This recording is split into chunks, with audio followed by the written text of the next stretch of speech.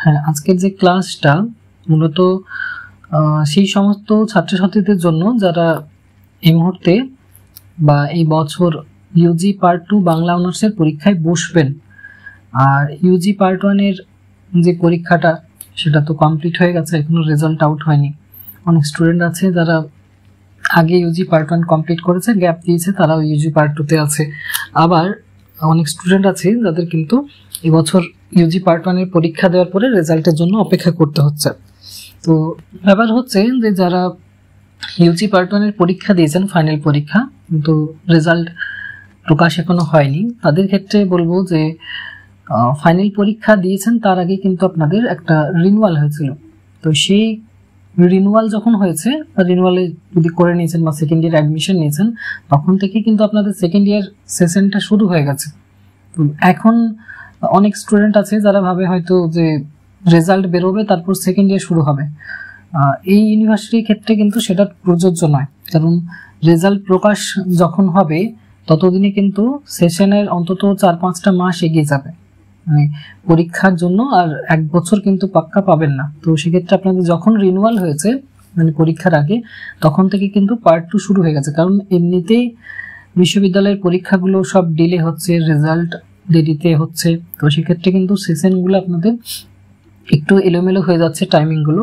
Result তো প্রায় 3 মাসের কাছাকাছি হতে চললো, এখনো তো রেজাল্ট আউট হয়নি। তো সেকেন্ড ইয়ারে সবাই আশা করি এখানে অ্যাডমিশন হয়ে গেছে।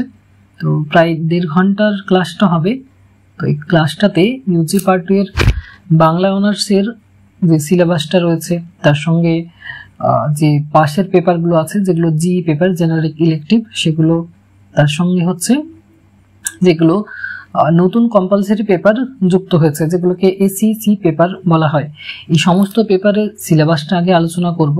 তারপরে অ্যাসাইনমেন্ট, ফাইনাল পরীক্ষার প্রস্তুতি কিভাবে নিতে হবে বা কিভাবে বা বেশি নাম্বার পাওয়া যাবে, কম সময় খেটে বেশি নাম্বার পাওয়া যাবে, সেই বিষয়গুলো নিয়ে আলোচনা করব। তো ক্লাসটার শেষ পর্যন্ত সবাইকে থাকতে অনুরোধ করব। 1 থেকে 1.5 ঘন্টার মধ্যে ক্লাসটা শেষ হয়ে যাবে। তবে ক্লাসটাতে শেষ পর্যন্ত থাকলে কিন্তু আপনাদেরই সুবিধা হবে, কেননা সামনেই পরীক্ষা, বেশি সময় কিন্তু নেই। আর তাতে করে কম সময়, আসলে এখানে কি এই বিশ্ববিদ্যালয়ে যারা পড়েন বা যারা পরীক্ষার্থী তাদের বেশিরভাগই কিন্তু কাজের সঙ্গে যুক্ত।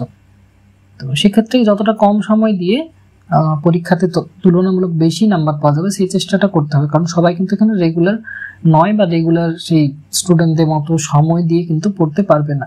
তো সেক্ষেত্রে আমি এই ক্লাসটা প্রতি বছর দিয়ে থাকি, প্রতিটা ব্যাচের ক্ষেত্রে, UG, PG, first year, second year সমস্ত ক্ষেত্রে দিয়ে থাকি বছরের শুরুতে। কেননা যে সমস্ত ছাত্রছাত্রীরা কাজের সঙ্গে যুক্ত তাদের কি না সিলেবাসটা যদি আগে থেকে মানে পুরো সেট আপ করে নেওয়া হয় যে কোন পেপারে আমার কি আছে না আছে এই বিষয়গুলো, তাতে কিন্তু পরীক্ষায় মানে লিখতে যে ইয়েটা, মানে লেখার যে এটা ব্যাপারটা, সেটা কিন্তু এগোতে পারবেন। আর সিলেবাসটা যদি আমি না জানি তাহলে কিভাবে এগোবে? তো ব্যাপার হচ্ছে যে প্রতিটা পেপারে কি কি সিলেবাস আছে সেটা জানতে হবে, বা কোন পেপারে আমার ফার্স্ট ইয়ারের সঙ্গে লিঙ্ক আছে, ফার্স্ট ইয়ারে কিছু পড়েছিলাম সেটা সেকেন্ড ইয়ারও আছে, তাহলে আমার খাটনিটা কম হবে। এরকম খুঁটিনাটি অনেক বিষয় আছে যেগুলো আজকের ক্লাসে কিন্তু শুরু থেকে আলোচনা করব। আর যদি ছাত্রছাত্রীদের কোনো কৌতূহল থাকে বা আপনাদের কোনো অসুবিধা থাকে, কিছু জানার থাকে, কোনো প্রশ্ন থাকে, সেটা অবশ্যই জিজ্ঞাসা করবেন। ক্লাসটার শেষের দিকে আমি কয়েকটা টপিক আলোচনা করিনি, তারপর আমি নিজেই বলবো যে কারো কোনো প্রশ্ন থাকলে জিজ্ঞাসা করতে পারেন।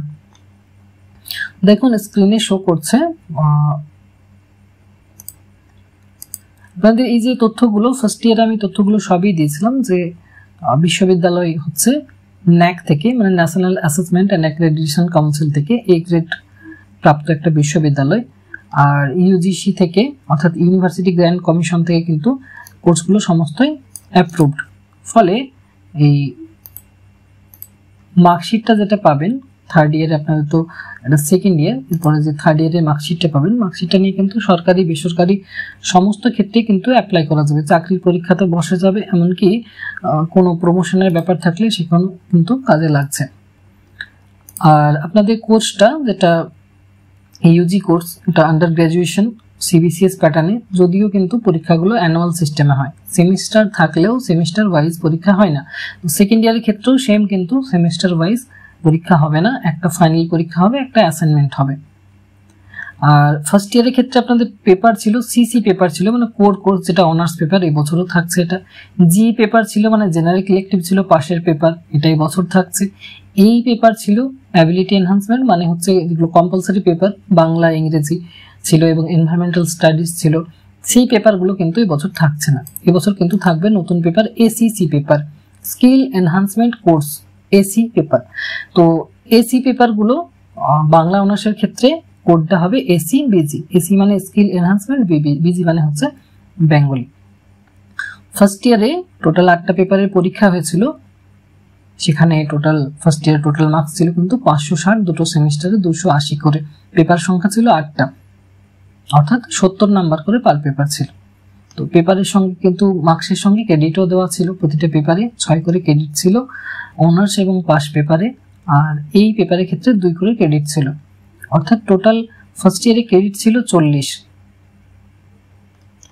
সেকেন্ড ইয়ারের ক্ষেত্রে একটা বিষয় মনে রাখতে হবে যে ফার্স্ট ইয়ারে যেটা সিলেবাস ছিল সেটা কিন্তু তুলনামূলক কম ছিল, সেকেন্ড ইয়ারের তুলনায় কম ছিল, কেননা সেকেন্ড ইয়ারে পেপার সংখ্যাটাও কিন্তু বেশি। ফার্স্ট ইয়ারে 8টা পেপার ছিল, সেকেন্ড ইয়ারে কিন্তু 10টা পেপার, এবং সেই 10টা পেপারের মধ্যে আবার ভ্যারাইটিস রয়েছে। ফার্স্ট ইয়ারের সঙ্গে যদি কম্পেয়ার করা হয় সেকেন্ড ইয়ারের মানে পেপারগুলোকে, তাহলে কিন্তু তুলনামূলক একটু বেশি হবে, সিলেবাসটা বেশি হবে, জটিলতা একটু বেশি আছে। থার্ড ইয়ারে আবার এর উল্টোটা হবে, কারণ থার্ড ইয়ারে আবার 8টা পেপার আসবে ফার্স্ট ইয়ারের মতোই, সেখানে সিলেবাসটা মানে কি বলবো, যেটা আয়তন কিছুটা কম আছে কিন্তু, অর্থাৎ কি first year second year third year 3টে ইয়ারের মধ্যে কিন্তু সেকেন্ড ইয়ারে তুলনামূলক চাপ থাকে। এই ইয়ারে কিন্তু স্টুডেন্টদের মানে ব্যাক পাওয়ার তো সম্ভাবনা থাকে না, কারণ এখন তো 21-এ পাস করে দেওয়া হয়েছে 30% মার্কসে, তার মধ্যে অ্যাসাইনমেন্টে 1 তুলছে, আবার ফাইনাল মানে অ্যাসাইনমেন্টে 20 তুলছে, আর ফাইনাল পরীক্ষা 1 তুলছে, তাতে 21-এ পাস হয়ে যাচ্ছে, এরকম একটা সিস্টেম চলছে। তাতে কিন্তু দেখা যাচ্ছে যে থার্ড ইয়ার পর্যন্ত কিন্তু এভাবেই যদি চলে যায় তাহলে পার্সেন্টেজটা কম হয়ে যাবে। সেকেন্ড ইয়ারে তুলনামূলক কম নাম্বার পেলেও থার্ড ইয়ারে কিন্তু নাম্বারটা তোলার জায়গা থাকে। ফার্স্ট ইয়ারে যেরকম, এখনো তো রেজাল্ট আউট হয়নি, রেজাল্ট আউট হলে বুঝতে পারবেন, কম্পেয়ার করতে পারবেন। তো সেক্ষেত্রে বলবো যে ফার্স্ট ইয়ারে যেভাবে পড়াশোনা করেছিলেন তার থেকে তুলনামূলক একটু বেশি করতে হবে, সিলেবাসও বেশি আছে, তুলনামূলক জটিলতাও আছে সেকেন্ড ইয়ারে। আর সেকেন্ড ইয়ারের 2টো semester, second semester, third semester আর ফোর্থ সেমিস্টার, তো সেমিস্টার ওয়াইজ পরীক্ষা না হলেও কিন্তু সেমিস্টারের পেপারগুলো মনে রাখতে হবে। যেরকম হচ্ছে বিষয়টা এরকম আছে, পেপার কি বললাম, সিসি পেপার থাকবে, সিসি পেপার মানে অনার্স পেপার, কোর্স যেগুলোকে বলা হয়। সিসি এর ফুল ফর্ম হচ্ছে কোর্স, আর এই কোডগুলো অবশ্যই মনে রাখবেন, কারণ নিজের কোর্সের যে কোডগুলো এগুলো জানাটা জরুরি। সিসি পেপার থাকবে 6টা, মানে অনার্স পেপার থাকবে 6টা সেকেন্ড ইয়ারে, বাংলার পেপার 6টা থাকবে। জি পেপার মানে জেনারেল ইলেকটিভ, মানে অর্থাৎ পাশের পেপার, যদি ইতিহাস নিয়েছেন, পল সায়েন্স নিয়েছেন বা ইংলিশ নিয়েছেন, যেটা পাশের পেপার আছে সেটা কিন্তু 2টো থাকবে, 2টো সেমিস্টারে। আর এসি পেপার যেগুলো বললাম, এসি পেপারগুলো কম্পালসারি পেপারগুলো, সেগুলো 2টো থাকবে, 2টো সেমিস্টারে। টোটাল হচ্ছে কি অনার্স 6টা, পাশের 2টো, কম্পালসারি 2টো, টোটাল 10টা পেপারে পরীক্ষা দিতে হবে সেকেন্ড ইয়ারে। তো এটা 2টো সেমিস্টারে ভাগ থাকছে। থার্ড সেমিস্টারে হ্যাঁ, এবারে দেখুন সিসি পেপার, ফার্স্ট ইয়ারে সিসি পেপার পড়েছিলেন সিসিবিজি 1, 2, 3, 4, 4টা পেপার পড়েছিলেন। 1 আর 2 ফার্স্ট সেমিস্টারে ছিল, আর 3 আর 4 সেকেন্ড সেমিস্টারে ছিল, বাংলা অনার্সের যে 2টো পেপার সিসি পেপার। এই বছর তাহলে 4 এর পর থেকে সিসি পেপারগুলো যুক্ত হচ্ছে, সিসিবিজি 5, 6 আর 7, এই 3টে পেপার থার্ড সেমিস্টারে থাকছে, 3টে অনার্স পেপার, আর তার সঙ্গে একটা পাশের পেপার, যেটা ইতিহাস থাকলে জিএচআই 31, যদি পল সায়েন্স পাশে আছে তাহলে জিপিএস 31, যদি ইংলিশ পাশে আছে তাহলে জিইজি 31 কোডটা হচ্ছে থার্ড সেমিস্টারের পাশের কোড, ঠিক আছে, পাশ পেপারের কোড। আর কম্পালসারি পেপার এবছর যেটা আছে, গত বছর তো কম্পালসারি পেপার বাংলা ইংলিশ ছিল, আর তার সঙ্গে এনভায়রনমেন্টাল স্টাডিজ ছিল। বাংলা ইংলিশটা ফার্স্ট সেমিস্টারে ছিল, আর এনভায়রনমেন্টাল স্টাডিজটা ছিল সেকেন্ড সেমিস্টারে। এবারে থার্ড সেমিস্টারে যেটা কম্পালসারি পেপার, এসি পেপার বলা হচ্ছে। তো এসি পেপার হচ্ছে এসিবিজি 11, বিষয়টা হচ্ছে আইসিটি ইন এডুকেশন, এটা পুরোটাই হচ্ছে কম্পিউটার রিলেটেড কোর্স, এটা ডিটেলস আমি বলছি পরে। তো টোটাল তাহলে থার্ড সেমিস্টারে পেপার সংখ্যা হচ্ছে 5টা, অনার্স 3টে, পাশের একটা, কম্পালসারি একটা। সেরকম ফোর্থ সেমিস্টারও পেপার সংখ্যা কিন্তু 5টা। ওই যে এখানে 5, 6, 7 সিসি পেপারগুলো 3টে হলো, এই 7-এর পর থেকে এখানে 8 থেকে শুরু হচ্ছে সিসি পেপার ফোর্থ সেমিস্টারে। CCBG 8, CCBG 9, CCBG 10। এখানেও পাশের পেপার থাকবে একটা, যদি ইতিহাস থাকে তাহলে জিএইচআই 41, যদি পল সায়েন্স থাকে তাহলে জিএইচআই জিপিএস 41, যদি ইংলিশ থাকে তাহলে জিইজি 41। হ্যাঁ, আরেকটা বিষয় হচ্ছে যে এখানে পল সায়েন্সটা না স্পেশাল পেপারের মতো আছে। পল সায়েন্স বলছি, তোমার জি পেপারটা স্পেশাল পেপারের মতো আছে, কেননা ফোর্থ সেমিস্টারে যে জি পেপারটা সেটা কিন্তু 41 আর 42 কোড আছে। এটা সবাইকে খেয়াল রাখতে হবে যে আমি ফর্ম ফিল আপের সময় কি নিয়েছিলাম, 41 কোডের নিয়েছি না 42 এর, তাহলে সিলেবাসটি কিন্তু আলাদা হবে যে কোনো একটা সাবজেক্টেরই। এখানে কার কি পেপার আছে, জি পেপার ফার্স্ট ইয়ারে তো পড়েছেন, জি পেপার কি আছে, ইতিহাস, রাষ্ট্রবিজ্ঞান কি আছে, ইতিহাস। আচ্ছা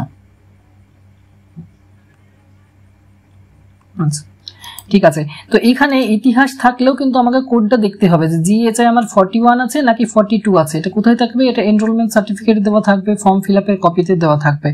কেননা দুটো সিলেবাস কিন্তু আলাদা, ইতিহাস থাকলেও 41 এর সিলেবাস আলাদা, 42 এর সিলেবাস আলাদা। এটা ফর্ম ফিল আপের সময় সিলেক্ট করতে হয়। তোমরা যদি নিজে করেছো আশা করি জানবে, আর যদি ক্যাফে থেকে করে দিয়েছে তাহলে কিন্তু আমাকে চেক করতে হচ্ছে। তো এটা সবার থার্ড সেমিস্টারে যে ইতিহাস পেপারটা বললাম জিএইচআই 31 কোডের যে ইতিহাস পেপার সেটা সবার সেম। পল সায়েন্স হলে সবার সেম, ইংলিশ হলে সবার সেম। কিন্তু যেটা ফোর্থ সেমিস্টারে হিস্ট্রি পেপার, যেটা আমার জি পেপার আছে, সেটা হিস্ট্রি হোক, পল সায়েন্স হোক বা ইংলিশ হোক, আমাকে কোডটা দেখতে হবে যে 41 আছে নাকি 42 আছে। তো 41 যদি থাকে তাহলে হয়তো এখানে ভারতের ইতিহাস আছে, 42-তে বিশ্বের ইতিহাস থাকবে, ঠিক আছে। তাহলে এই কোডটা কিন্তু ফোর্থ সেমিস্টারে দেখতেই হবে, নইলে কিন্তু পরীক্ষা হলে গিয়ে প্রশ্নপত্র আমি করে গেছি 41 ভারতের ইতিহাস, আর চলে এলো আমার প্রশ্নপত্র বিশ্বের ইতিহাসে। তো সেক্ষেত্রে এইটা অবশ্যই সবাইকে দেখতে হবে। আর সেরকম কিছু নেই, জিএইচআই ফোর্থ সেমিস্টারে জিএইচআই পেপারটা 41 কোড আছে নাকি 42 কোড আছে। এসিবিজি 21, এই যে এসিবিজি 11 বললাম থার্ড সেমিস্টারে কম্পালসারি পেপার, ফোর্থ সেমিস্টারে কম্পালসারি পেপার হচ্ছে এসিবিজি 21। এটা হচ্ছে reading and reflecting on text. এটাও কম্পিউটার রিলেটেড, তার সঙ্গে সাক্ষরতা থেকে শুরু করে আরো অনেক কিছু বিষয় আছে যেগুলো কিন্তু এখান থেকে জানতে হবে। হ্যাঁ, এখানে একটা বিষয় হচ্ছে যে এরকম দুটো পেপারের কথা বলছি, থার্ড সেমিস্টারের যে কম্পালসারি পেপারটা আর ফোর্থ সেমিস্টারের যে কম্পালসারি পেপারটা, এই দুটো পেপারই কিন্তু ছাত্রছাত্রীদের কাছে কিন্তু নতুন। তো সেক্ষেত্রে এই বিষয় দুটো একটু ভালো করে পড়তে হবে। এসিবিজি 11, এসিবিজি 21, এগুলো কোড, পেপারের কোড। আর বিষয় হচ্ছে আইসিটি ইন এডুকেশন আর reading and reflecting on text. এই দুটো বিশেষত কম্পিউটার রিলেটেড বা এখনকার দিনে আইসিটি বা আইটি রিলেটেড সমস্ত কিছু তথ্যগুলো এখান থেকে পাওয়া যাবে। এগুলো একটু কিন্তু ভালো করে পড়তে হবে। বাংলা, ইতিহাস এগুলো তো সবার জানা বিষয়, কিন্তু এই পেপারগুলো একটু দেখতে হচ্ছে। তো তাহলে থার্ড সেমিস্টারে 5টা পেপার, ফোর্থ সেমিস্টারে 5টা পেপার, এগুলো সেমিস্টার ওয়াইজ পরীক্ষা হবে না, 10টা পেপারের একসাথেই বছরের শেষে পরীক্ষা দিতে হবে। আর 10টা পেপারের এক দিনে একটা করে পেপার পরীক্ষা হয় না, এই বিশ্ববিদ্যালয়ে একদিনে 2টো করে পেপার পরীক্ষা হয়। হয়তো আজকে সিসিবিজি 5, 6 একসঙ্গে পরীক্ষা হলো, পরের দিন আবার 7 আর 8ও পরীক্ষা হয়ে গেল, 2 দিন পর পর 2টো করে পেপার, এরকমও পরীক্ষা কিন্তু হচ্ছে।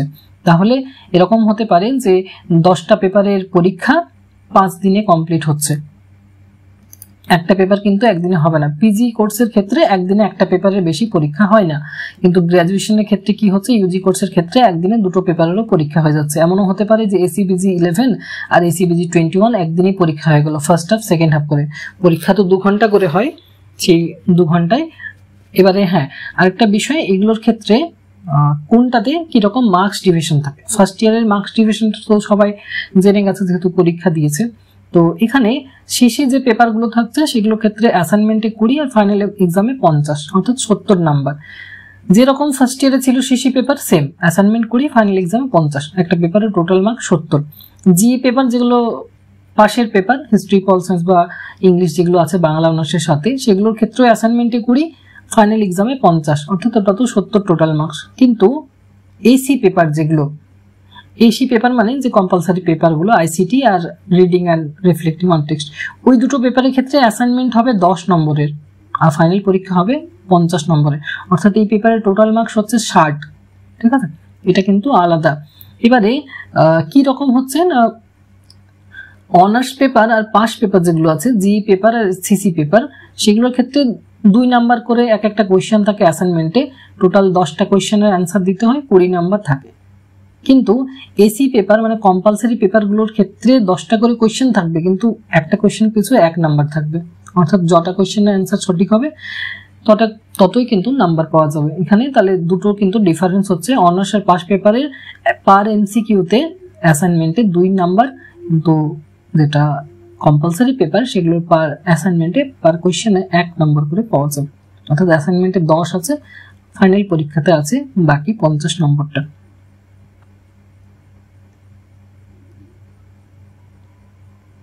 হ্যাঁ, থার্ড ইয়ারের টোটাল মার্কস কত না 70 নাম্বার করে 4টা পেপার, 340, এটা হচ্ছে থার্ড সেমিস্টার টোটাল মার্কস। আর ফোর্থ সেমিস্টারের টোটাল মার্কস 70 নাম্বার করে 4টা পেপার, 340, এখানে হচ্ছে 480। 4টা করে পেপার অনার্স এবং পাশের, এবং তার সঙ্গে কম্পালসারি গুলো হচ্ছে 60 নাম্বার করে, এখানে ওটা কিন্তু উল্লেখ নেই, কম্পালসারি গুলো 60 নাম্বার করে যোগ করে নিতে হবে।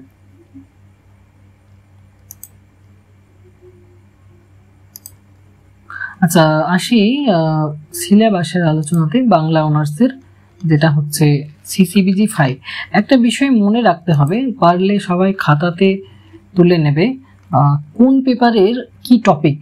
ঠিক আছে, বিষয়বস্তু তো ভেতরে তো আছেই, সূচিপত্রে সবকিছু থাকবে, কিন্তু কোন পেপারের কি টপিক আছে, মানে পেপারটাকে আমি একবারই বলবো যে 5th পেপার, তাহলে ওটা মানে প্রাগাধুনিক বাংলা সাহিত্য, মানে প্রাচীন যুগ আর মধ্যযুগ আছে বাংলা সাহিত্যের ইতিহাসে। যদি 6th পেপার হয় তাহলে ছন্দ অলঙ্কারের পেপার বলবো ওটাকে, এবং ভারতীয় কাব্যতত্ত্বের পেপার বলবো। 7th পেপার ওটা আধুনিক যুগ বাংলা সাহিত্যের ইতিহাসের, বিংশ শতাব্দী। 8th পেপারটা হবে তোমার কথা সাহিত্যের পেপার। এভাবে মানে আমাকে প্রতিটা পেপারের মানে ইয়েগুলো রেখে নিতে হবে, বিষয়বস্তুগুলো কি আছে সেগুলো করে নিতে হবে। যেমন 5th পেপারে এটা হচ্ছে প্রাগাধুনিক বাংলা সাহিত্য, মানে আধুনিক যুগের আগে, প্রাচীন যুগ আর মধ্যযুগের যে বাংলা সাহিত্য, এটা সিসিবিজি 1 পেপারেই কিন্তু ছিল। খেয়াল করে দেখো, সবাই বুঝতে পারবে যে সিসিবিজি 1 পেপার ছিল বাংলা সাহিত্যের ইতিহাস, প্রাচীন যুগ, মধ্যযুগ, ফার্স্ট ইয়ারে। ওই বিষয়গুলো আবার এখানে রিপিট হচ্ছে সিসিবিজি 5 পেপারে। চর্যাপদ আছে, শ্রীকৃষ্ণ কীর্তন আছে, বৈষ্ণব পদাবলী আছে, শাক্ত পদাবলী আছে, আর কিছু নির্বাচিত টপিক আছে, যেমন রামায়ণ, কৃত্তিবাস ওঝা রচিত যে অনুদিত রামায়ণ, সেটার অরণ্য কাণ্ডটা শুধুমাত্র আছে। 7 কাণ্ড রামায়ণ আমরা জানি, তার মধ্যে শুধুমাত্র অরণ্য কাণ্ডের বিষয়টা আছে।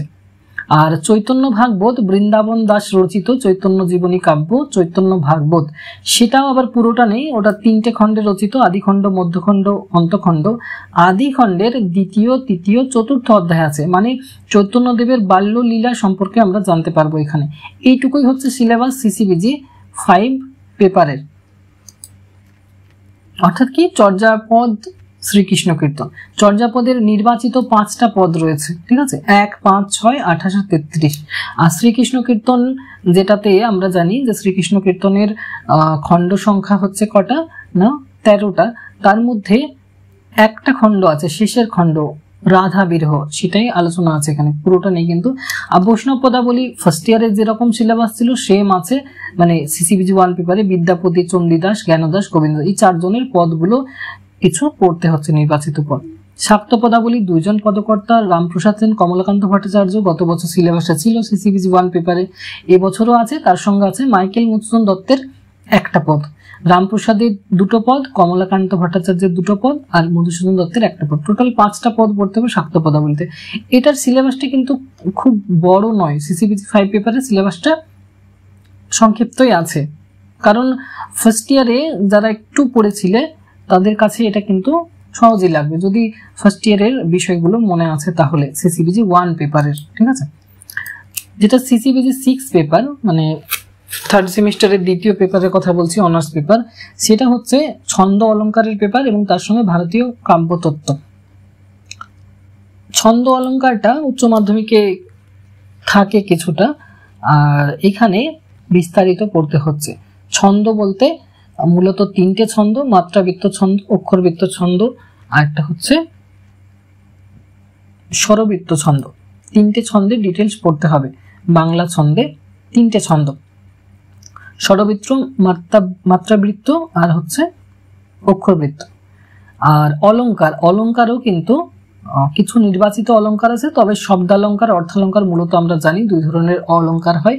শব্দালঙ্কারের বেশ কিছু আছে, যেমন যমক আছে, শ্লেষ আছে, বক্রোক্তি আছে, অনুপ্রাস আছে, এগুলো সিলেবাসে থাকবে। অর্থালঙ্কারে যতগুলো অর্থালঙ্কার আছে বেশিরভাগই অর্থালঙ্কার কিন্তু এখানে রয়েছে।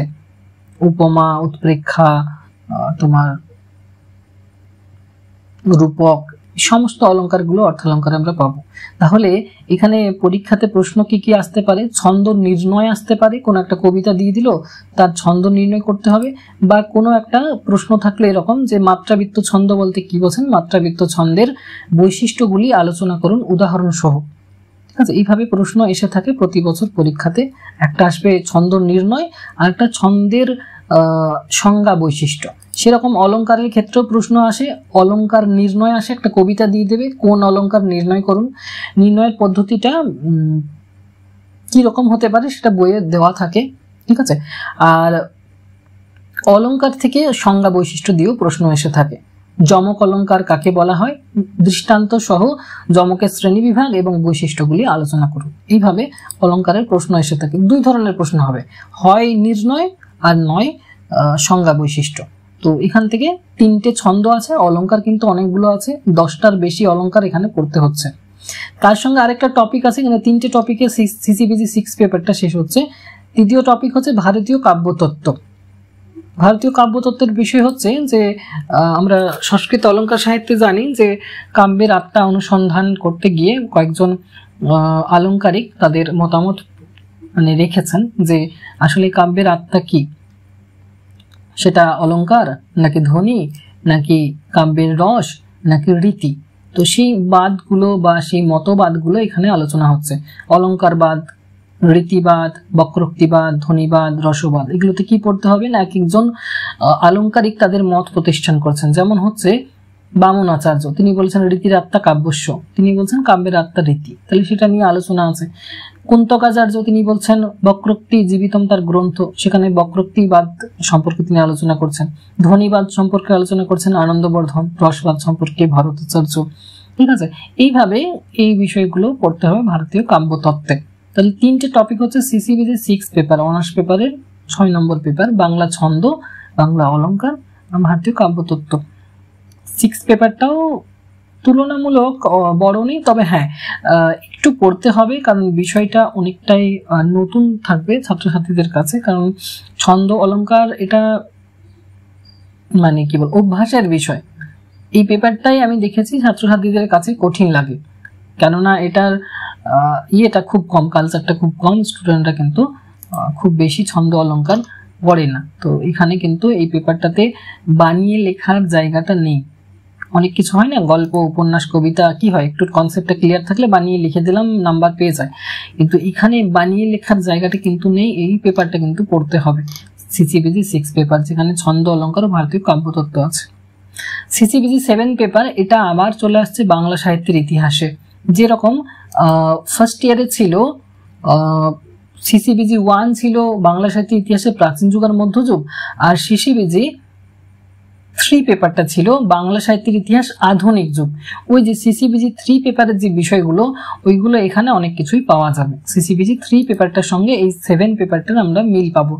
তো সিসিবিজি 7 পেপারের বিষয় কি হচ্ছে, বাংলা সাহিত্যের ইতিহাস আধুনিক যুগ, কিন্তু বিংশ শতাব্দী বলতে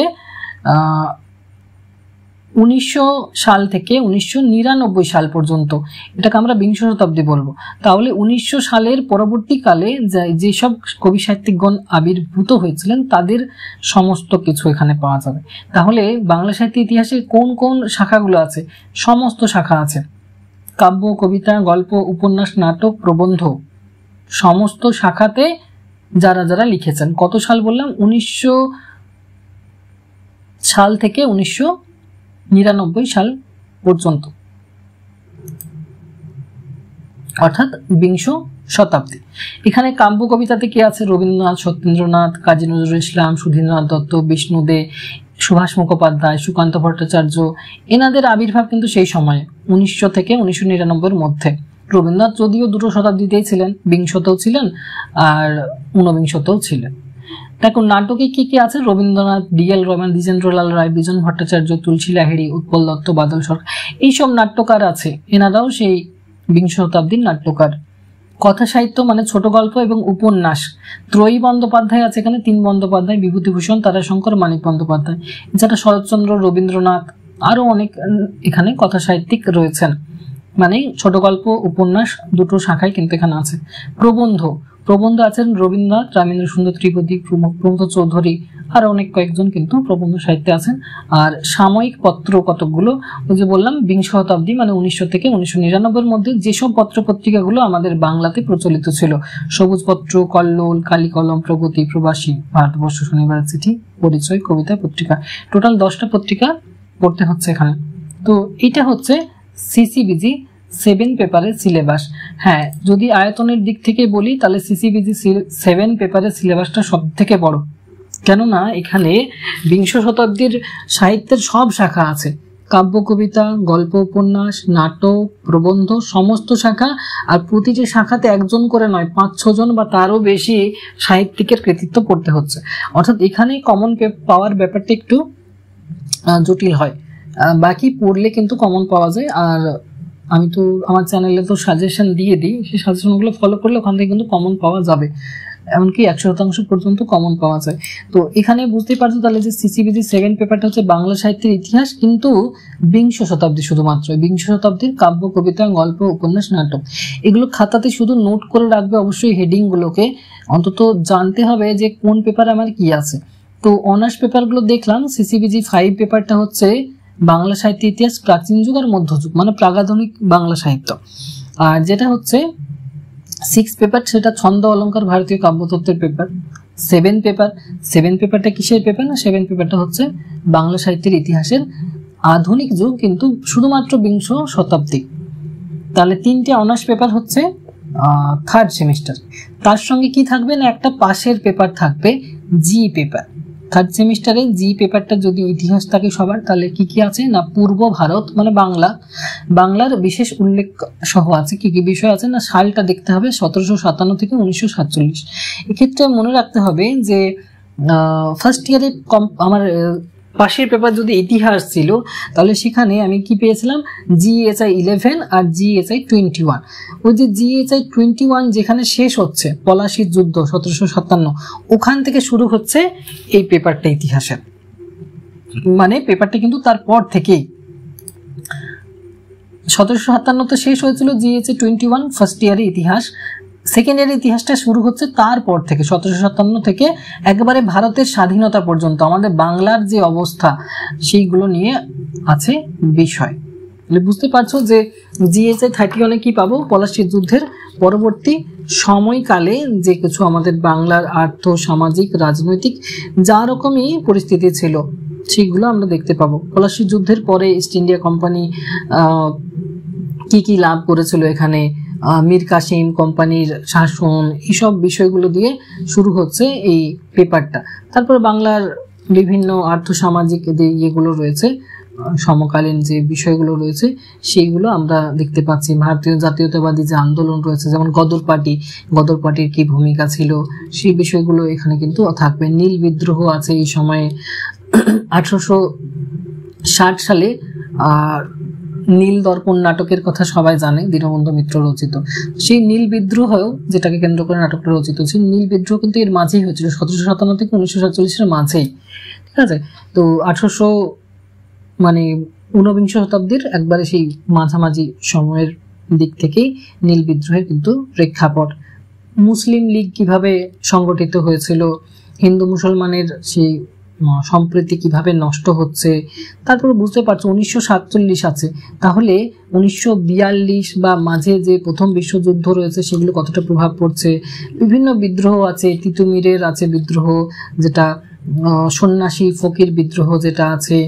তারপরে সেই সময়ে দলিত শ্রেণী, বিভিন্ন যে ইয়েগুলো তোমার দুর্ভিক্ষগুলো, সবকিছু কিন্তু আমরা এখানে পেয়ে যাব এই অংশটাতে। কোথায় না ইতিহাস GSI 31 এর মধ্যে।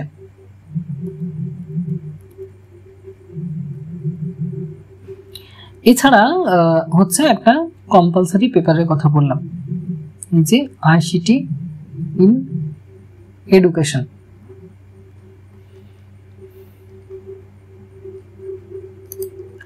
ICT ইন এডুকেশন, ICT বলতে information and communication technology. Information মানে হচ্ছে তথ্য, আর কমিউনিকেশন মানে হচ্ছে যোগাযোগ, টেকনোলজি মানে হচ্ছে প্রযুক্তি। তাহলে ICTর ফুল ফর্ম হচ্ছে তথ্য এবং যোগাযোগ প্রযুক্তি। এটা ACBG 11 পেপার, মানে 3rd সেমিস্টারের যেটা কম্পালসারি পেপার। তাহলে ICT ইন এডুকেশন মানে শিক্ষায় তথ্য এবং যোগাযোগ প্রযুক্তি। সেক্ষেত্রে কি কি জানতে হবে না, সমস্ত ICT টুলগুলো। ICT বলতে আমরা যোগাযোগ কিভাবে করছি, এই যে আজকে ক্লাসটা করাচ্ছি গুগল মিটের মাধ্যমে, কি কি দরকার হয়েছে, ইন্টারনেট দরকার হচ্ছে, একটা ল্যাপটপ দরকার হচ্ছে, কানেকশনের জন্য একটা অ্যাপ্লিকেশন দরকার হচ্ছে যেটার নাম হচ্ছে গুগল মিট। তো এই সমস্ত এগুলোকে ICT টুলস বলছি, এই অ্যাপগুলোকে, বিভিন্ন অ্যাপ। এবারে অ্যাপ্লিকেশনগুলো কত ধরনের হয়ে থাকে, সফটওয়্যার কাকে বলে, ঠিক আছে, কম্পিউটার রিলেটেড যত কিছু আছে, আমরা আজকে মোবাইলটাকে এখন কম্পিউটারের মতো ব্যবহার করতে পারছি। এই ICT যেটার মাধ্যমে আমাদের শিক্ষায় তথ্য এবং যোগাযোগ প্রযুক্তি কতটা কাজে লাগছে, সেই বিষয়গুলোই আলোচনা আছে এই ACBG 11 পেপারে।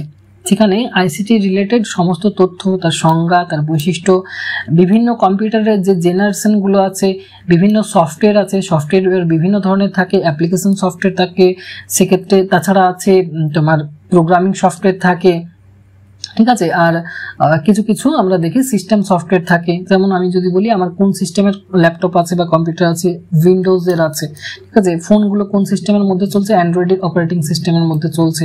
তো এই সমস্ত কিছু তথ্য ICT পেপার আছে। প্রথমত ICT বলতে কি বোঝায়, শিক্ষাতে ICTর অবদান কি, মানে তথ্য এবং যোগাযোগ প্রযুক্তির, ঠিক আছে, এখন কতটা উন্নত হচ্ছে, শিক্ষাতে এটাকে ব্যবহার করে কতটা এগোতে পেরেছে, শিক্ষা ব্যবস্থার কতটা উন্নয়ন হয়েছে। লকডাউন থেকে বুঝতেই পারছো যে এখন কিন্তু শিক্ষায় যোগাযোগ প্রযুক্তি কতটা গুরুত্বপূর্ণ হয়ে গেছে। তখন থেকে অনলাইন ক্লাস থেকে শুরু করে আমরা এখন অনলাইন ট্রানজাকশন করছি, সমস্ত ICTর দৌলতে কিন্তু। তো সেই বিষয়গুলো এখানে পেপারটা দেওয়ার মানেটা হচ্ছে যে শিক্ষা তো আমরা পড়াশোনা তো করছি, আর এটা দূর শিক্ষা, যেহেতু ওপেন পড়া হচ্ছে, তো এটা পুরোটাই তো ICTর দৌলতে। ঘরে বসে সবকিছুই আমরা পেয়ে যাচ্ছি, ক্লাস করতে পারছি বা যা কিছু হোক আমরা তথ্য পেয়ে যাচ্ছি। ইন্টারনেটের বিভিন্ন ওয়েবসাইট রয়েছে, ওয়েবসাইট থেকে আমরা বিভিন্ন তথ্য ডাউনলোড করতে পারছি। তো এই বিভিন্ন যে সফটওয়্যারগুলো, তা সেই সফটওয়্যারের শ্রেণীগুলো, অ্যাপ্লিকেশন বা যা কিছু প্রোগ্রামিং সফটওয়্যার, সেগুলোর উদাহরণগুলো, সংজ্ঞাগুলো, এগুলো সব আছে ICT পেপারটাতে, ঠিক আছে। 3টে অধ্যায়ে আলোচনা আছে এখানে ICTর ইয়েটাতে। তো এখানে দেখতে পাচ্ছি যে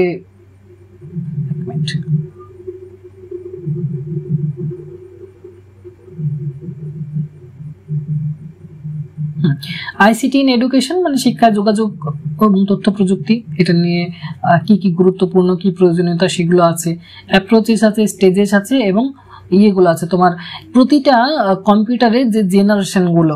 প্রথমে কম্পিউটারের মানে উদ্ভব কখন হয়েছিল, আবিষ্কার কখন হয়েছিল, জেনারেশন কেমন কি আছে, আর তারপরে ওয়েবের যে ভার্সনগুলো আছে, ওয়েব 1.0, ওয়েব 2.0, ওয়েব 3.0, এখন ওয়েব 2.0 যেমন চলছে, 3.0 আসছে AI টেকনোলজিটাকে নিয়ে।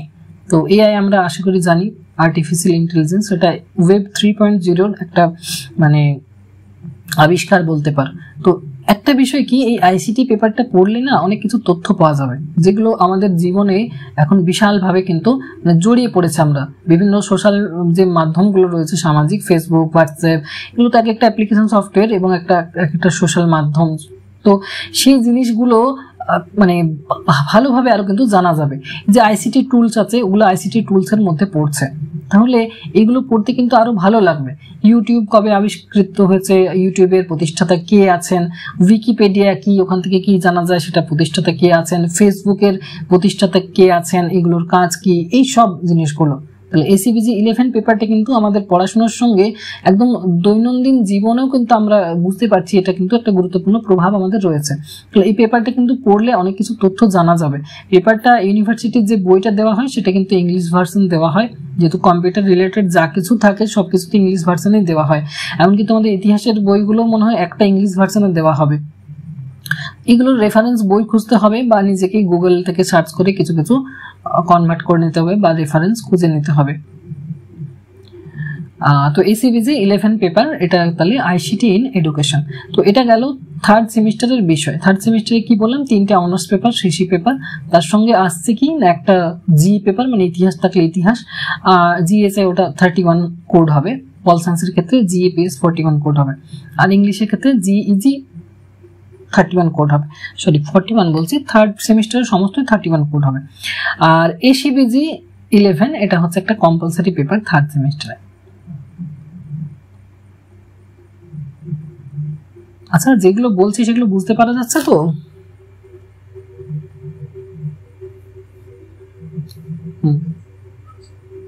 আচ্ছা, ঠিক আছে। এরপর দেখা যাক ফোর্থ সেমিস্টারের বিষয়ে কি আছে।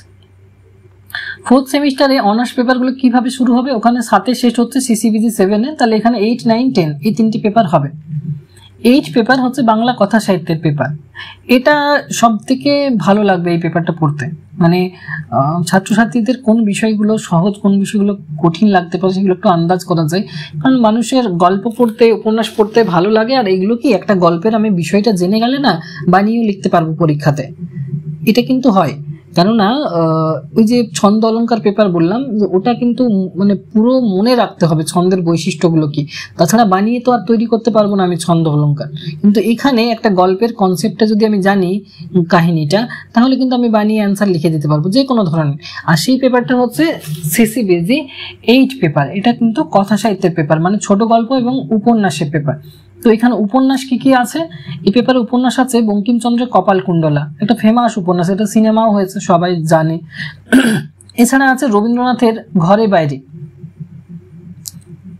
শরৎচন্দ্র চট্টোপাধ্যায়ের আছে দেনা পাওনা উপন্যাস, আর মানিক বন্দ্যোপাধ্যায়ের আছে পদ্মা নদীর মাঝি। টোটাল 4টা উপন্যাস পড়তে হবে সিসিবিজি 8 পেপারে, বঙ্কিমচন্দ্রের কপালকুণ্ডলা, রবীন্দ্রনাথের ঘরে বাইরে, আর শরৎচন্দ্রের দেনা পাওনা, আরেকটা হচ্ছে পদ্মা নদীর মাঝি, মানিক বন্দ্যোপাধ্যায়। খেয়াল করে দেখলে মানে মনে হবে যে এইগুলোর মধ্যে কিছু কিছু আমরা স্কুল লাইফে পড়েছি। কপালকুণ্ডলার কিছুটা অংশ মাধ্যমিকে ছিল ওল্ড সিলেবাসে, সাগর সঙ্গমে নবকুমার বা সাগর সঙ্গমী এরকম টপিক দিয়েছিল কিন্তু, ঠিক আছে। তো আশা করি ওটা যারা ওল্ড সিলেবাসে মাধ্যমিক দিয়েছে তাদের মনে থাকবে, সাগর সঙ্গমে ছিল। তো ওখানে কপালকুণ্ডলা থেকে কিছুটা অংশ নেওয়া হয়েছিল। আরেকটা বিষয় হচ্ছে পদ্মা নদীর মাঝি, এটা ওল্ড সিলেবাসে 7-8 ক্লাসের দিকে আমরা পেয়েছিলাম। ওই সময়ের যদি কেউ স্টুডেন্ট থেকে থাকে তারা বুঝতে পারবে যে পদ্মা নদীর মাঝির কিন্তু কিছুটা অংশ দেওয়া ছিল। সে কুবের নামক জেলের কথা, কুবের, ধনঞ্জয় আর হচ্ছে গণেশ, 3জন পদ্মার বুকে সেই নৌকা নিয়ে ইলিশ মাছ ধরছে, সেই একটা আঞ্চলিক উপন্যাস যেখানে সেই জেলেদের জীবন কাহিনী দেখানো হচ্ছে। তো দেনা পাওনা একটা তোমার প্রেক্ষাপট রয়েছে, দেনা পাওনা, ঘরে বাইরে, এগুলো সবের কিন্তু এক একটা প্রেক্ষাপট রয়েছে। এখানে কপালকুণ্ডলাটা আর পদ্মা নদীর মাঝিটা ছাত্রছাত্রীদের তুলনামূলক সহজ লাগবে। এছাড়া রয়েছে কি বললাম না, কথা সাহিত্য মানেই হচ্ছে ছোট গল্প এবং উপন্যাস। সেই গল্পের মধ্যে আবার ছোট গল্প থাকতে পারে। তো উপন্যাস এখানে 4টা পড়তে হবে, আর গল্প পড়তে হচ্ছে কতগুলো না, রবীন্দ্রনাথের কাবুলিওয়ালা, একটা ফেমাস গল্প, এটা কে না জানে, এটাও সিনেমা হয়েছে। রবীন্দ্রনাথ ঠাকুরের আরেকটা গল্প আছে নিশীথে, এটা হচ্ছে অতিপ্রাকৃত রসের একটা গল্প, মনস্তাত্ত্বিক প্লাস অতিপ্রাকৃত। অতিথি গল্প রয়েছে, এছাড়া রয়েছে স্ত্রীর পত্র। এগুলো কিন্তু সবই ফেমাস গল্প। রবীন্দ্রনাথের 4টা গল্প এখানে পড়তে হচ্ছে। এছাড়া অন্যান্য সাহিত্যিকদের যেমন জগদীশ গুপ্তের পয়মুখম, মানিক বন্দ্যোপাধ্যায়ের প্রাগৈতিহাসিক, বিভূতিভূষণ বন্দ্যোপাধ্যায়ের পুঁই মাচা, এটা একটা ফেমাস গল্প, অনেকেই পড়েছে, এটা স্কুল লাইফে এটা থাকে। তারাশঙ্কর বন্দ্যোপাধ্যায়ের জলছাঘর আর সুবোধ ঘোষের ফজিল, এই গল্পগুলো পড়তে হচ্ছে। তারপরে কিছু কিছু আরো গল্প আছে দ্বিতীয় বিশ্বযুদ্ধোত্তর যে পরিস্থিতি সেই সময়টাকে নিয়ে। প্রেমেন্দ্র মিত্রের মহানগর, দ্বিতীয় বিশ্বযুদ্ধের পরে একটা আমাদের বাংলাতে একটা অরাজকতা, একটা দুর্ভিক্ষ, একটা বাজে সময় চলছিল। মূলত আরেকটা হচ্ছে সাম্প্রদায়িক দাঙ্গাও ছিল সেই সময়। দুই বাংলা বিভক্ত হওয়ার একটা মানে হয়েছিল, তোমার তত্ত্ব তৈরি হয়েছিল, যেটা হচ্ছে দ্বিজাতি তত্ত্ব। মোহাম্মদ আলী জিন্নাহ তৈরি করেছিলেন এবং জাতীয় কংগ্রেসের সঙ্গে মনোমালিন্য হওয়ায় একটা ইসলামিক কান্ট্রি তৈরি করার ইচ্ছে হয়েছিল।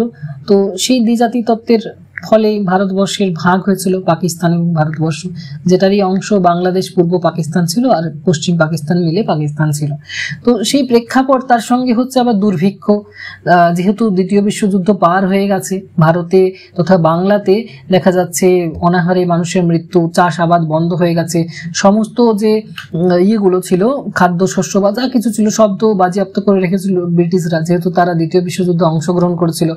আর পরাধীন ভারতে কি করবে, আমাদের দেশে সমস্ত কিছু কিন্তু ব্রিটিশদের সৈন্যদের জন্য খাদ্য বস্ত্র সবকিছু তৈরি করা হচ্ছিল এবং সেগুলো থেকে আমাদের যখন দেশ বঞ্চিত হলো একটা দ্বিতীয় বিশ্বযুদ্ধের পরে, কিন্তু সাম্প্রদায়িক দাঙ্গা তো ছিলই, তার সঙ্গে ছিল এই দুর্ভিক্ষ, তো তার সঙ্গে আবার নকশাল আন্দোলন মাথাচড়া দিয়েছিল। তো এইসব প্রেক্ষিতে গল্পগুলো লেখা হয়েছে। মহানগর প্রেমেন্দ্র মিত্রের, সমরেশ বসুর আদাব, এই গল্পটা কেনা পড়েছে। তারপর মহাশ্বেতা দেবীর হচ্ছে দ্রৌপদী, এটা নকশাল আন্দোলনকে নিয়ে দ্রৌপদী গল্পটা। তো এইগুলো হচ্ছে ছোট গল্প। রবীন্দ্রনাথের 4টা ছোট গল্প আছে, বাকি বেশ কয়েকজন লেখকের বেশ কিছু নির্বাচিত গল্প রয়েছে, আর উপন্যাস বললাম 4টা রয়েছে। তাহলে সিসিবিজি 8 পেপারের বিষয়টাই হচ্ছে কথা সাহিত্য, ছোট গল্প এবং উপন্যাস। 9 পেপার আছে এরপরে, সিসিবিজি 9, সেটার বিষয় হচ্ছে প্রবন্ধ সাহিত্য, রম্য রচনা এবং পত্র সাহিত্য। সবগুলোই প্রবন্ধ সাহিত্যের মধ্যে পড়ছে, রম্য রচনাটাও প্রবন্ধের মধ্যেই পড়ছে আর পত্র সাহিত্যটাও প্রবন্ধের মধ্যেই পড়ছে। এবার কার কার প্রবন্ধ রয়েছে সেগুলো দেখতে হবে। এখানে দেখছি যে আমরা প্রথমে বঙ্কিমচন্দ্রের প্রবন্ধ আছে গীতিকাব্য, রবীন্দ্রনাথের সভ্যতার সংকট, এটা একটা বিশিষ্ট প্রবন্ধ।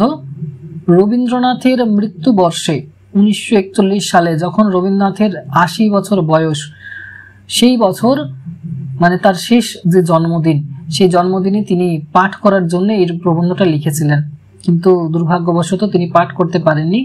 ক্ষিতিমোহন সেন এটা পাঠ করেছিলেন, তার শারীরিক অসুস্থতার কারণে তিনি পাঠ করতে পারেননি। তো সভ্যতার সংকট একটা মানে দামি প্রবন্ধ। নিয়মের রাজত্ব আছে রামেন্দ্র সুন্দর ত্রিবেদীর, একটা বিজ্ঞান বিষয়ক প্রবন্ধ। স্বামী বিবেকানন্দের শূদ্র জাগরণ, এই প্রবন্ধটা সবাই জানে, শূদ্র জাগরণ এটা কিন্তু স্কুল লাইফেও দেওয়া হয়। আর সুভাষচন্দ্র বসুর তরুণের স্বপ্ন, এই দুটো প্রবন্ধই কিন্তু বেশ কিছু মিল রয়েছে স্বামী বিবেকানন্দ এবং সুভাষচন্দ্র বসু। এনারা তো প্রাবন্ধিক নন, এনারা দেশ নেতা বা দেশ নায়ক আমাদের। এনাদের যে বক্তৃতা, সেই বক্তৃতাগুলোই প্রবন্ধ আকারে এখানে আমরা পাচ্ছি। তরুণের স্বপ্ন মানে হচ্ছে যুব সমাজকে জাগ্রত করার জন্য সুভাষচন্দ্র বসুর যে বাণীগুলো। আর স্বামী বিবেকানন্দের শূদ্র জাগরণ, এটাও সেম।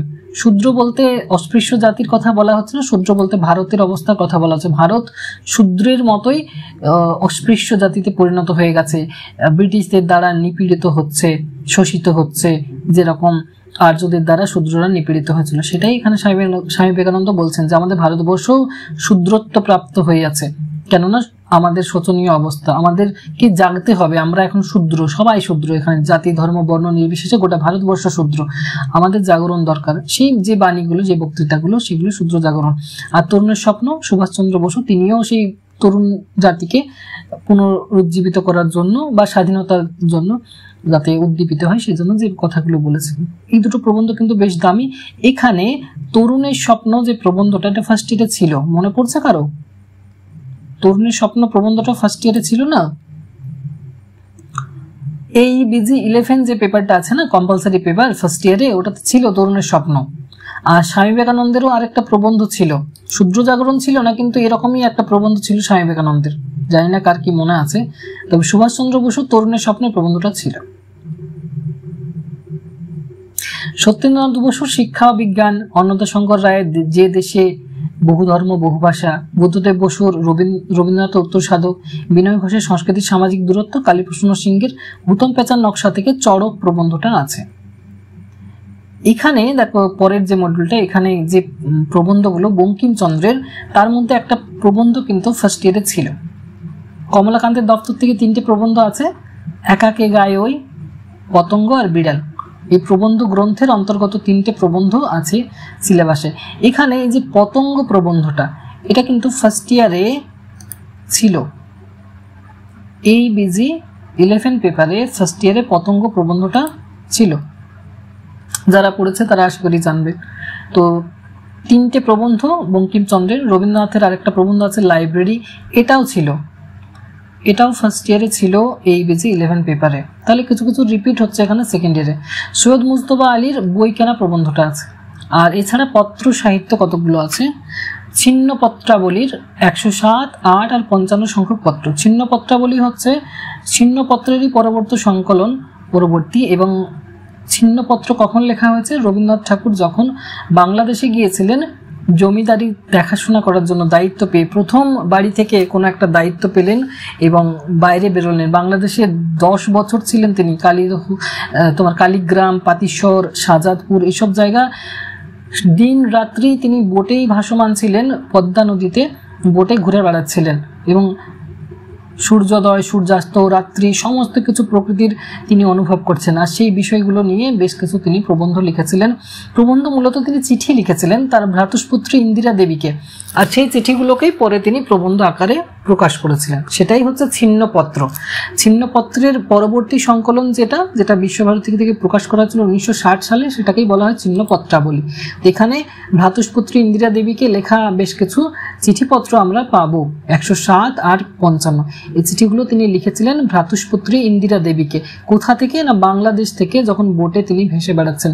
তিনি যে প্রকৃতির আনন্দ নিচ্ছেন, মর্তপ্রীতি সবকিছুই আমরা পাবো এই পত্রগুলোতে, ছিন্নপত্রাবলীর পত্রতে। এছাড়া রবীন্দ্রনাথ ঠাকুর জগদীশচন্দ্র বসুকে চিঠি লিখেছিলেন। যখন জগদীশচন্দ্র বসু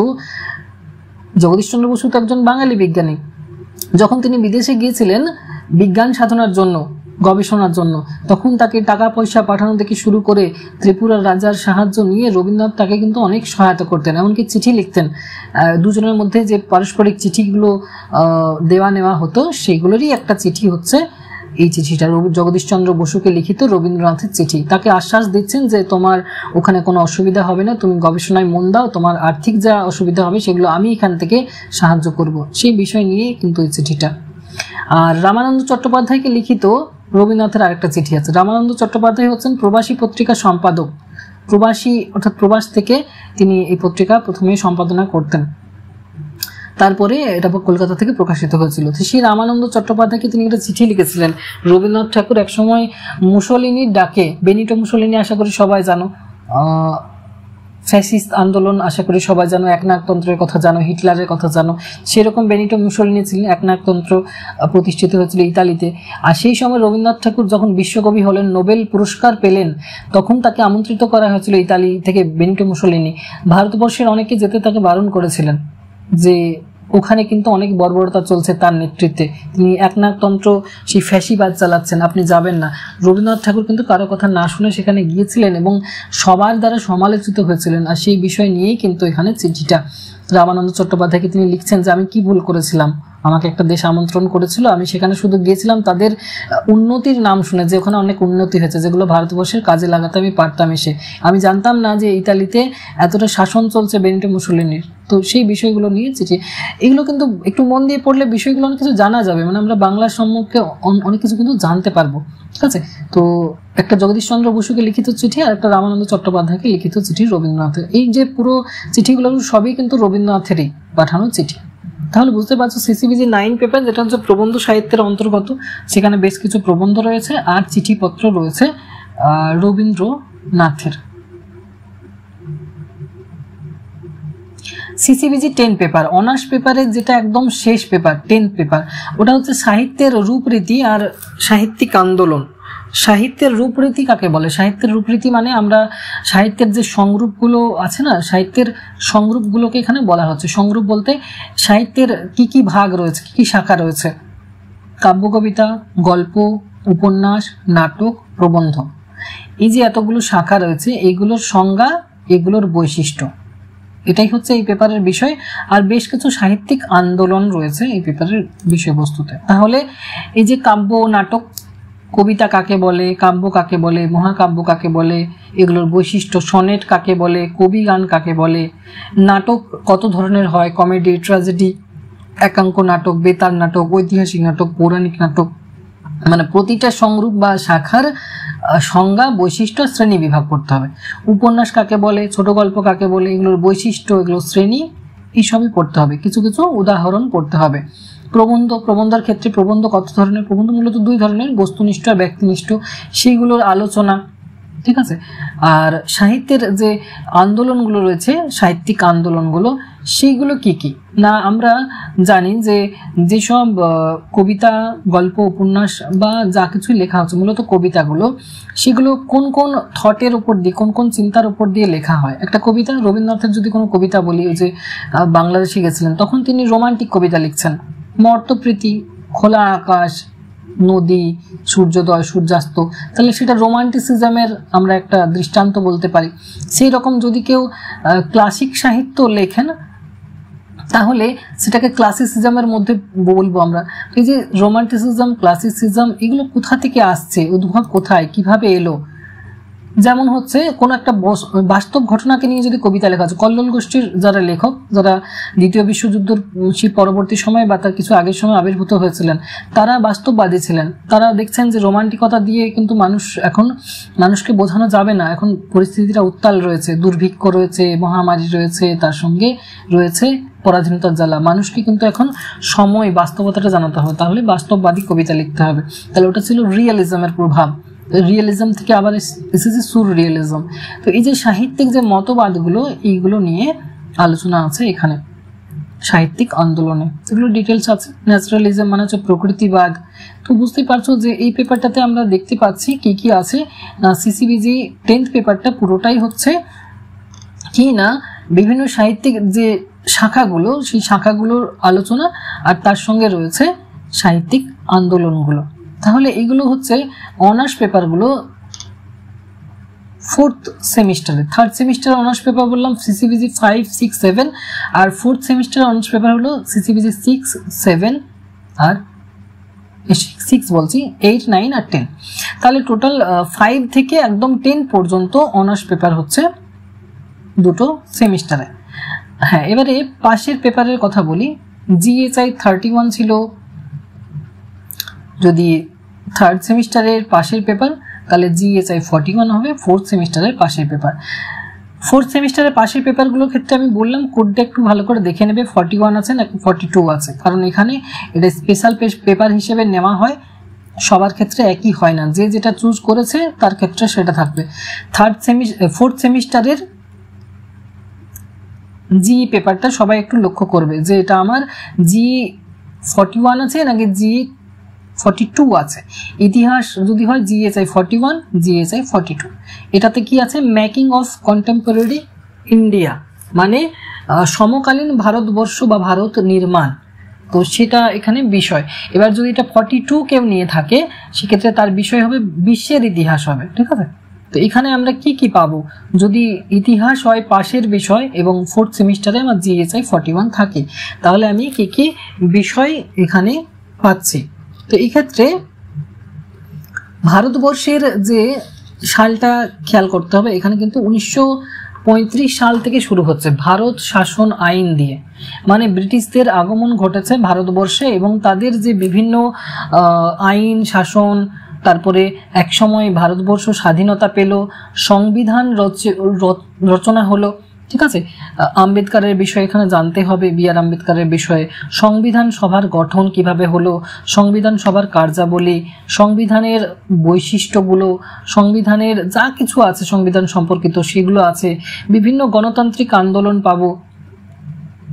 অর্থাৎ কি এই পেপারটাতে আমরা দেখতে পাবো যে ভারতবর্ষের স্বাধীনতার যে প্রাক মুহূর্ত এবং স্বাধীনতার পরবর্তীকালে কি কি এসেছিল, বিভিন্ন সংকট দেখা দিয়েছে, বিভিন্ন জরুরি অবস্থা ঘোষণা হয়েছে, কি বললাম, বিভিন্ন ভাষা নিয়ে আন্দোলন হয়েছে বা ভাষার সমস্যা হয়েছে। তার সঙ্গে আমাদের স্বাধীনোত্তর যে ভারতবর্ষের স্বাধীনতার পরে মানে 1950 থেকে 1970 সাল, এই যে সময়কালটা, এই সময়কালটাতে বিভিন্ন যে আন্দোলনগুলো ছিল, আমাদের দেশের কৃষি সমাজ ব্যবস্থা কি ছিল, বিভিন্ন অর্থনৈতিক রাজনৈতিক ব্যবস্থা কিরকম ছিল, শ্রমিকদের আন্দোলন, ট্রেড ইউনিয়ন সংগঠন, তার সঙ্গে আছে বিভিন্ন নারী যে আন্দোলনগুলো, সেই সমস্ত কিছুই কিন্তু এখানে আমরা পাবো। পরিবেশ বাস্তু সংস্থান সম্বন্ধীয় বিভিন্ন যে সংকটগুলো এবং মানুষ যে প্রতিবাদ করেছিল সেই বিষয়গুলো সম্পর্কে এখানে জিএসআই 41 পেপারে কিন্তু পাওয়া যাচ্ছে। তো এটাতে আমরা দেখতে পাচ্ছি জিএসআই যে 31 বিষয়টা ছিল, 31-এর বিষয় কি ছিল না, পলাশির যুদ্ধের পরবর্তী কাল থেকে একবারে ভারতের স্বাধীনতা পর্যন্ত। আর এখানে আমরা দেখতে পাচ্ছি ভারতের স্বাধীনতার প্রাক মুহূর্ত থেকে একবারে 1970 সাল পর্যন্ত বাংলার যে অবস্থা ছিল তথা ভারতবর্ষের যে অবস্থা ছিল সেইগুলো সম্পর্কে ধারণা পাবো আমরা। তাহলে ইতিহাসের দুটো পেপার পাওয়া যাচ্ছে সেকেন্ড ইয়ারে, একটা জিএসআই 31, একটা জিএসআই 41 কিংবা 42। কিন্তু 42 হলে বিশ্বের ইতিহাস হবে, বিষয়টা কিন্তু আলাদা হবে, সবাইকে কিন্তু দেখে নিতে হবে যে আমার 31 আছে না 41। হ্যাঁ, এবারে হচ্ছে যেটা যে পরবর্তী যে কম্পালসারি পেপারটা, থার্ড সেমিস্টারের যে কম্পালসারি পেপার, সেটা তো বললাম যে আইসিটি ইন এডুকেশন ছিল, এসিবিজি 11, বা ওটা হিস্ট্রি যদি কারো অনার্স থাকে তার ক্ষেত্রেও সেম হবে আইসিটি ইন এডুকেশন, কিন্তু তাদের এসিএইচআই 11 বলবে। তো compulsory paper ICT in education ছিল থার্ড সেমিস্টারে। ফোর্থ সেমিস্টারে যেটা কম্পালসারি পেপার, ওটার কোড হবে এসি 21। এটা বাংলা অনার্সে থাকলে বিজি থাকবে, ইতিহাস অনার্সে থাকলে এইচআই থাকবে, পল সায়েন্স অনার্স থাকলে পিএস থাকবে, ঠিক আছে, বিষয় একই, শুধু কোডটা আলাদা। তো এসিবিজি 21 বাংলার ক্ষেত্রে বিষয়টা কি, reading and reflecting on text. বিষয়টা হচ্ছে reading and reflecting on text. এখানে আমরা অনেক কিছু বিষয় সম্পর্কে জানতে পারবো।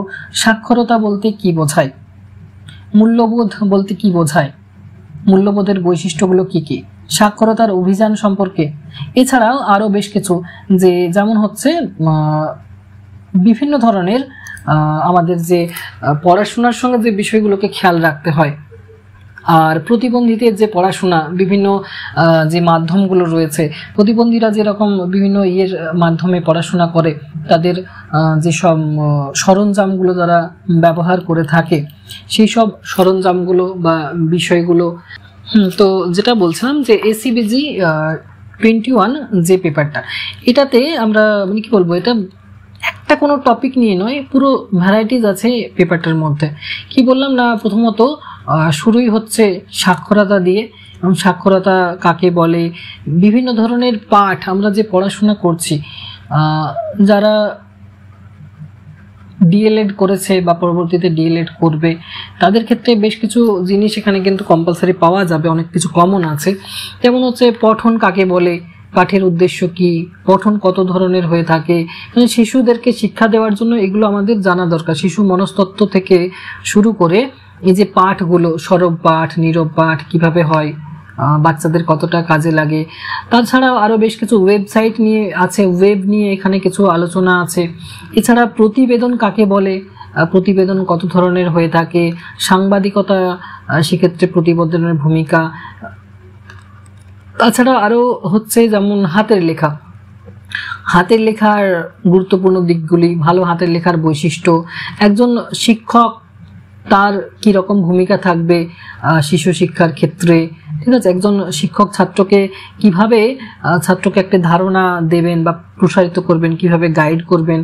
গল্প লিখন আছে, কন্টেন্ট রাইটিং এর ব্যাপার আছে। কন্টেন্ট রাইটিং তো এখনকার যুগে একটা বিশাল বড় একটা মানে জীবিকাও একটা কন্টেন্ট রাইটিং এর। তো সেই কন্টেন্ট রাইটিং কাকে বলে, শিক্ষায় ফিডব্যাক বলতে কি বোঝায়, এইসব বিষয়গুলো, বিভিন্ন এজেন্ডা, যেগুলো মিটিং এর প্ল্যান তৈরি করা হয়, এজেন্ডা যেগুলোকে বলা হয়, সেই এজেন্ডা সম্পর্কে আছে, চেকলিস্ট সম্পর্কে আছে, ঠিক আছে, বিভিন্ন মানে কি বলবো, এই পেপারটা যেটা আছে এসিবিজি 21 reading and reflecting on text, পুরো ভ্যারাইটিস আছে, মানে শিক্ষার সহায়ক হিসেবে এটাকে ব্যবহার করা হচ্ছে।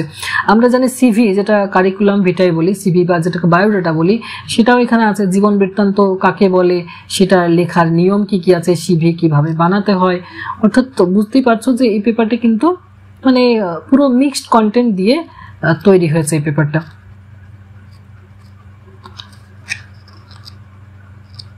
হ্যাঁ, প্রতিবন্ধীদের শিক্ষার কথা বলছিলাম। ব্রেল, যেটা ব্রেল দিয়ে শিখে প্রতিবন্ধীরা, তাদের ব্রেলগুলোর মানে কিভাবে কাজ করে, ব্রেলের উপর টিকা লিখুন। এখনকার দিনে ইলেকট্রনিক ব্রেল চলে এসেছে, যেগুলো হাত দিয়ে তারা অনুভব করে কিন্তু পড়তে পারছে, লেখার চেষ্টা করছে।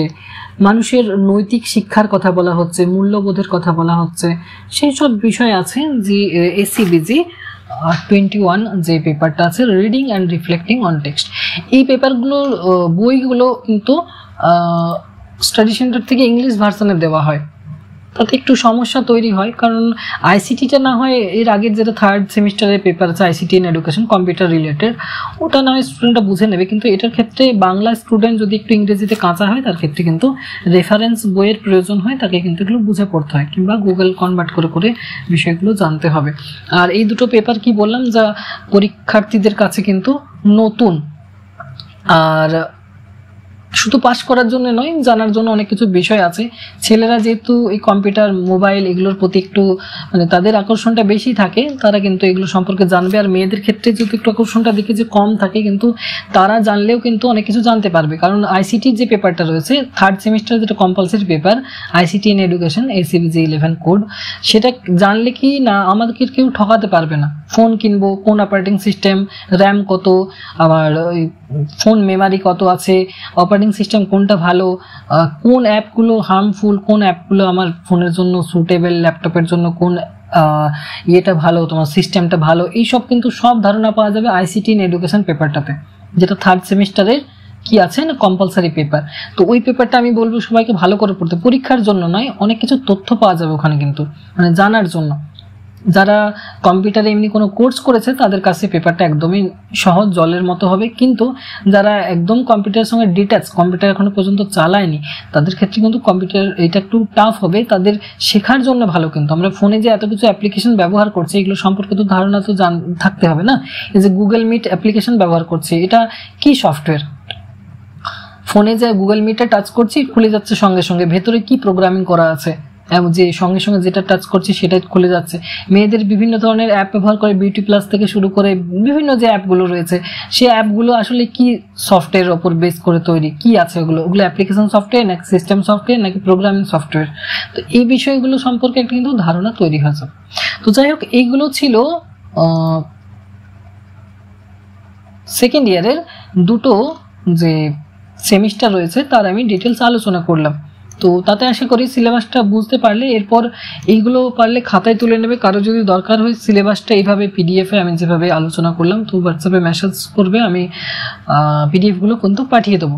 আর খাতায় অবশ্যই তুলবে, এগুলো প্রিন্ট করার চেষ্টা করো, প্রিন্ট করলে ওই থেকেই যাবে কাগজ বইয়ের মতো। খাতাতে একবার তুলে অন্তত চেষ্টা করো, যারা ব্যস্ত স্বাভাবিক, যারা কাজ মানে এখানে পড়ছে সবাই কাজকর্মের সঙ্গে যুক্ত থাকে, সেক্ষেত্রে সময় হয় না।